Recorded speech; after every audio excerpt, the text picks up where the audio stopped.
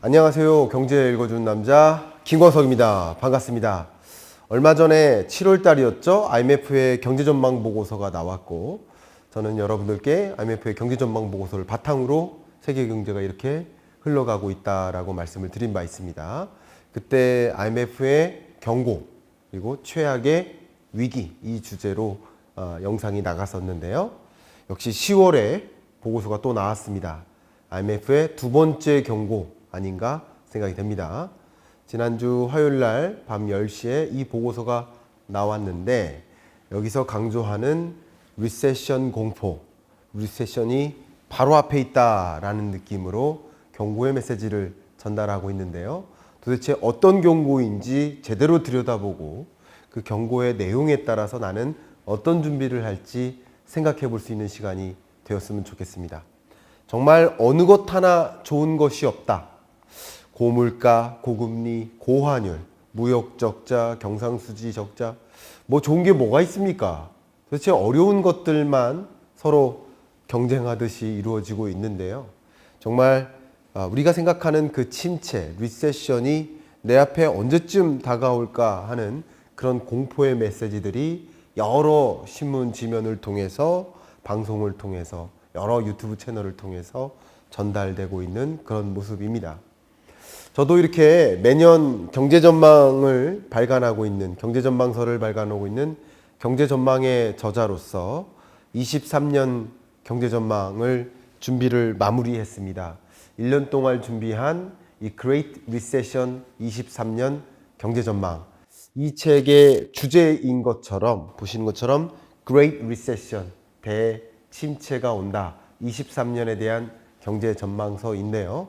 이 내용과 함께 여러분께 IMF의 경제전망 내용을 전달해 드려 볼까 합니다. 제가 아마 3달 전쯤에 아래 공포라는 주제로 말씀을 드렸어요. 그때 장기금리와 단기금리가 역전됐다, 기이한 일이 벌어졌다라고 구체적으로 설명을 드렸습니다. 근데 그때가 7월 6일을 시작으로 해서 지금 녹화일까지 10월까지 장기적으로 장단기 금리가 역전된 채 움직이고 있다. 장기금리가 단기금리보다 높은 것이 일반적인데 이례적인 일이 발생한 거죠. 장기금리가 더 낮아요. 이 단기금리는 금리 인상 행보를 보여주고, 장기금리는 어쩌면 그 경제의 펀더멘탈을 보여주는 것인데, 금리 인상 행보 굉장히 높다 보니까 어떻게 보면 경제의 이 국면, 미국 경제를 보여주는 이 국면은 그만큼 제대로 떠받들어 주지 않는데 그 이상으로 금리 인상을 하고 있는 것이다 라고 해석해 볼 수 있고, 이것은 결국 금리의 역습이 시작될 수 있겠구나. 보통 아래 공포하면 리세션의 공포라고 하고, 리세션이 일어나기 전에 나타나는 그 징조처럼 일컬어지고 있는데요. 정말 이것이 아래 공포에서 머무를 것인지 아니면 실제 리세션이 시작될 것인지, 그것을 진단해 볼 필요가 있을 것 같습니다. 글로벌 리스크 워치를 보면요, 지난 9월에 경기 침체가 첫 번째 리스크 요인으로 등장했었죠. 그리고 그 밖에 통화 긴축의 충격이라든가 강달러가 나타내는 여러 신흥국에 대한 부담, 또 자산 가격 조정, 이런 것들이 중요한 리스크로 부상하다가 지난 10월 글로벌 리스크 워치의 신용 위험이라는 것이 새롭게 부상합니다. 소위 말해서 이 신흥계독들을 중심으로, 신흥계독뿐만 아니라 유럽의 주요국들, 영국도 마찬가지고, 이 주요국들이 외환위기라든가 금융위기 가능성이 좀 점증되고 있는 모습, 그런 것들이 또 다른 통화 긴축 충격뿐만 아니라 경기 침체를 몰고 오는 요소가 아닐까. 1번부터 쭉 나열해 보면 이것을 또 한마디로 경기 침체가 세 번째에 위치하고 있지만, 사실 이 나머지 모든 것들을 다 합하는 한마디 표현도 역시 경기 침체입니다. 통화 긴축의 충격도 경기 침체로 오는 것이고, 강달러도 역시 경기 침체로 몰고 오는 것이고, 자산가격 조정도 역시 경기 침체인 것이고, 신용위험, 스태그플레이션, 원자재 공급 불안, 이런 것들도 고물가와 경기 후퇴 이런 것들을 동시에 보여주는 표현들이기 때문에 사실 글로벌 리스크 워치상에 발견되고 있는 여러 리스크 요인들을 한마디로 또 리세션 피어라고 설명해도 되지 않을까 생각이 됩니다.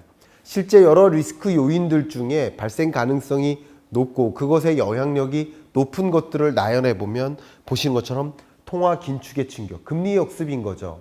그것에 따라서 또 강달러가 나오고 그것이 세계 교역을 축소시키는 경로고 그럼에 따라서 경기 침체가 오는 것이고 나머지 자산 가격 조정이나 신용 위험까지 등장하는 이런 리스크들이 점증되고 있는 상황입니다.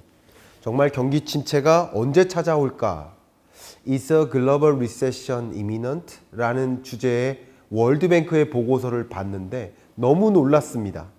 이제 당장 오는 것은 아니지만 23년에는 리스크가 온다라는 것을 거의 강조해 주듯이 하는 그런 보고서였는데요. 그 내용까지 여러분께 전달해 드릴까 합니다. 실제 글로벌 경기 침체가 시작된 모습이다.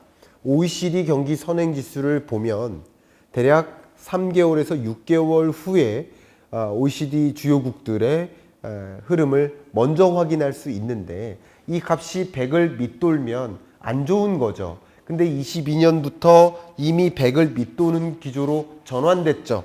다시 말하면 이런 기조는 경기가 후퇴하는 이런 모습은 이제 22년 하반기 그리고 23년에도 계속 전개될 것이라는 것을 먼저 보여주는 잣대죠. 그래서 선행지수라고 표현합니다. 실제 말이죠. 글로벌 경기가 얼마만큼 침체되고 있는지를 확인해 줄 수 있는 여러 지표들이 있는데 그 중에 하나가 저는 제조업 PMI 지수라고 볼 수 있겠습니다. 제조업 경기를 보여주고요. 그 다음 소비자 심리 지수를 보여주는데 PMI 지수도 보세요. 연일 하락만 하고 있잖아요. 50이라는 기준선을 밑도는 수준으로 세계가 그리고 미국이 강하게 유로존도 마찬가지 강하게 밑으로 치닫고 있는 모습입니다. 이게 바닥인 줄 알았더니 바닥이 아니라 지하실로 내려가는 모습입니다. 근데 기업들만 그럴까요? 아닙니다. 소비자도 마찬가지예요. 100이라는 소비자 신뢰 지수를 훨씬 밑도는 수준으로 미국과 유로존과 일본과 같은 선진국들이 그렇게 안 좋게 전개되고 있는 모습이에요. 앞에 말씀드렸던 것처럼 물가가 너무 높고 물가가 계속 우리 경제의 성장을 막는 부담이 되고 그 물가 부담을 막기 위한 금리 인상 행보가 이어지고 결국 이것은 또 다른 경기 충격을 주는 것이죠. 우리나라도 마찬가지입니다. 이런 경기 침체의 서막이 시작됐다라고 보는 것이고 사실 이게 정말 앞에 제가 말씀드렸던 것처럼 Is a global recession imminent? 라는 주제의 월드뱅크 보고서 굉장히 의미심장했는데요.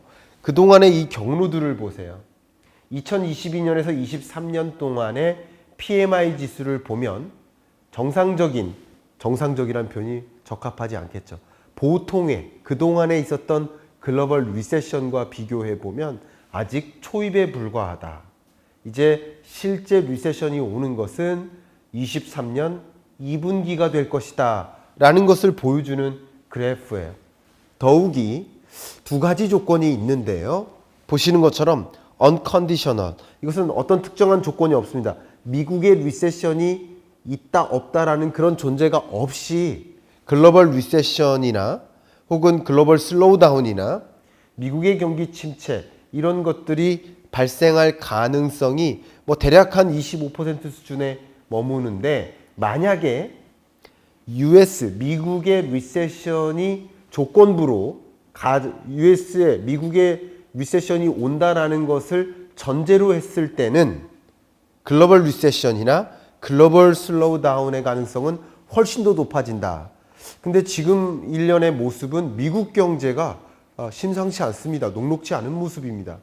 그런 모습들도 우리가 정확하게 확인을 해야 되는데 미국 경제의 모습, 글로벌 경제의 모습을 큰 그림을 들여다볼 때 우리는 IMF의 경제전망 보고서를 참조하지 않을 수가 없습니다. 특히 제가 누차 강조하지만 코끼리 뒷다리를 이렇게 붙들어 매고 있으면 안 됩니다. 코끼리 발에 발톱을 쳐다보고 있으면 안 됩니다.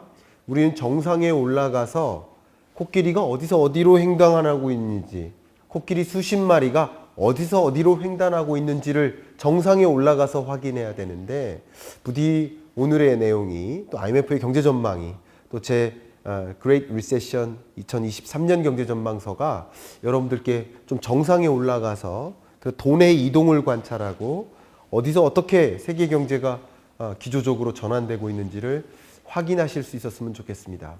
그 첫 번째 내용 중에 하나가 IMF의 23년 경제 전망입니다.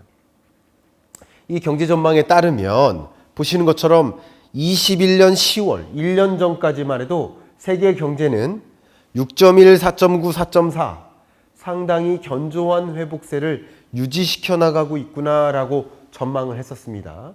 근데 22년 1월 들어서 하향 조정하죠. 그리고 22년 7월 들어서 또 추가적인 하향 조정이 일어납니다. 전쟁의 충격, 인플레이션의 충격, 금리 인상의 압력, 이런 것들이 작용하면서 하향 조정됐는데 22년 10월, 7월부터 10월 동안 무슨 일들이 있었죠? 미국의 9.1% 물가 상승률, 한국의 6.4% 물가 상승률, 잭슨홀 미팅에서의 파월의 경고, 금리 인상 행보, 미국의 자이언트 스텝, 그리고 유로존의 자이언트 스텝, 스웨덴의 1.0% 울트라 스텝, 이런 것들이 그 이후에 전개됐지 않았습니까? 그럼에도 불구하고 22년 성장률은 3.2%로 유지입니다. 이걸 굳이 해석해 본다면 결국 금리의 역습과 물가의 쇼크가 언제부터 작용하겠는가? 23년에 작용하겠다라는 해석이라고 판단해 볼 수 있겠고요. 보신 것처럼 23년에 성장률은 0.2%포인트 추가적인 조정이 있었습니다.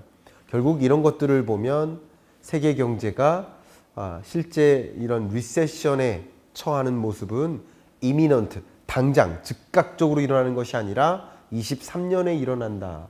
결국 경기를 조정하기 위해서 어떻게 보면 물가를 잡고 경기 후퇴를 용인하는 그런 모습 속에서 이 물가 혹은 금리, 이 고금리 고물가의 그 충격은 훗날 실물 경제에 나타날 텐데 가장 대표적인 것이 고용 조정인 거죠. 기업들의 투자가 위축되고 고용이 침체되고 그것으로 인해서 국민 소득이 줄어들고 소비가 침체되는 그 악순환되는 고리, 그것은 23년에 시작되겠구나라는 것을 좀 가늠케 해줍니다.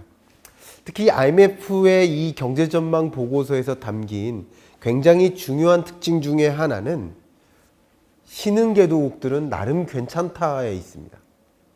가장 주요한 그 경제 성장률의 조정은 어디? 신흥국이 아니라 선진국을 중심으로 나타난다라는 데 포인트가 있습니다. 결국 미국과 유로존이 높은 물가와 높은 금리에 충격을 받아서 23년에 대대적인 조정이 일어나고 신흥개도국들은 물론 좋은 건 아닙니다. 3.7%라는 성장률이 좋은 건 아닙니다만 그나마 3.7% 성장률을 유지하는 모습이다 라고 IMF는 바라보고 있습니다.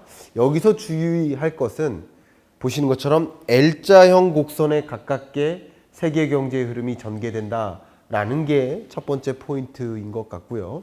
두 번째 포인트라고 한다면 신흥개도국들의 외환위기 가능성, 신용위험 이런 것들은 계속 주목을 하고 있습니다.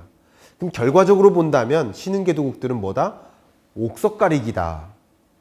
전반적으로 신흥개도국들은 외환위기라든가 금융위기와 같은 그런 위기 상황으로 전개되지 않는 조건 하에서는 나름의 선방을 진행할 텐데 위기 상황에 처하는 스리랑카나 방글라데시가 가장 대표적인 예이죠. 그런 국가들의 경우에는 엄청난 조정이 있겠죠.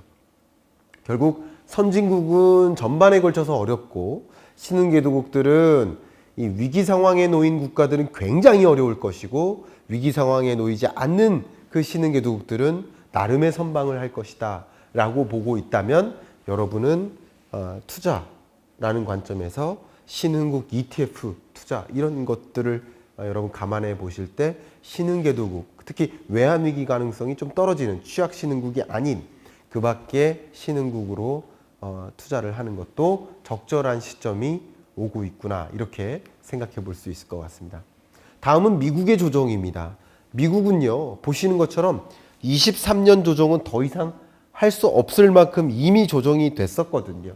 근데 22년 조정폭이 2.3에서 1.6으로 0.7%포인트나 하향 조정된 겁니다.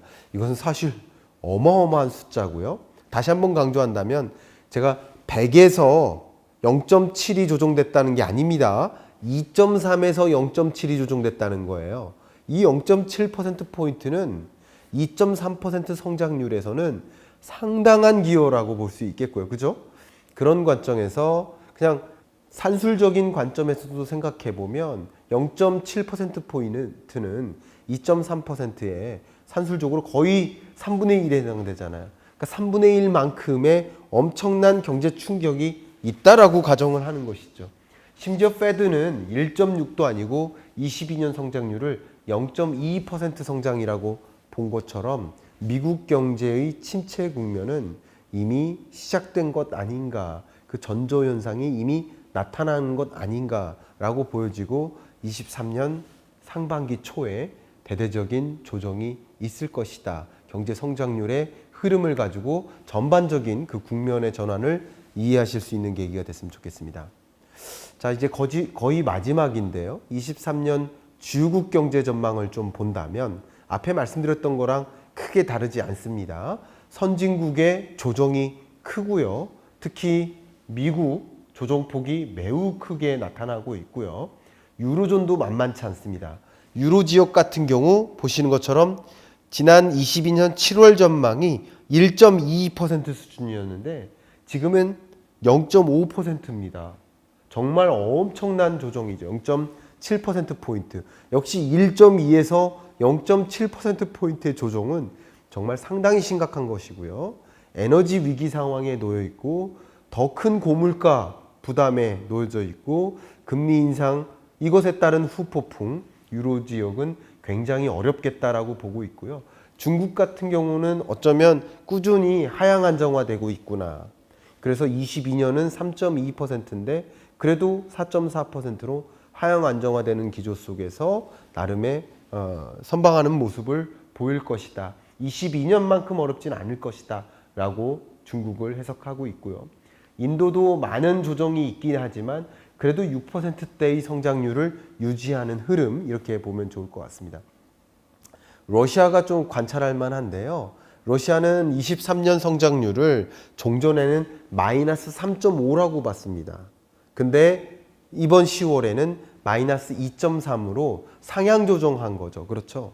상당한 수준으로 상향 조정한 흐름입니다. 그러니까 러시아 경제가 23년에 생각했던 것보다 그렇게 많이 힘들진 않구나. 러시아 경제를 보면 20년 팬데믹으로 충격이 있었죠. 21년 회복되는 듯 하다가 22년에 마이너스 3.4%로 전쟁의 큰 충격, 더 큰 충격으로 내려왔죠. 그리고 23년에도 뭐 그 정도는 아니지만 충격은 유지되지만 그 충격의 정도는 좀 완화되는 흐름.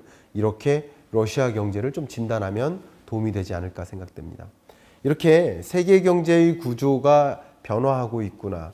선진국이 아니라 신흥개도국 중심으로 이제 다시 회복세를 진전시켜 나가고 있구나 라는 것을 23년 경제를 들여다보는 그런 뷰로서 좀 가져가시면 좋겠고요. IMF의 어떤 경제 전망의 기초에서 이런 어떻게 보면 나침판이죠. 나침판이라는 것을 보고 돈은 어디로 이동할 것인지를 관찰하고 세계 경제가 실물 경제라는 측면에서 어떤 회복세를 보이고 있는지, 회복인지 아니면 침체라고 한다면 어떤 수준의 침체가 있는지를 확인해 보시면 좋겠고요.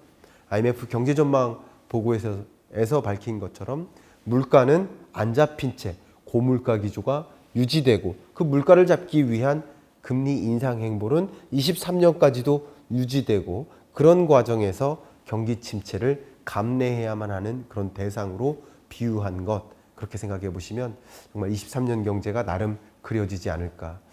제가 발간한 이 그레이트 리세션 23년 경제 전망에서도 그런 IMF나 주요 국제기구들의 전망의 기초에서 여러분께 쉽게 그런 내용들을 전달하기 위해서 준비를 했습니다.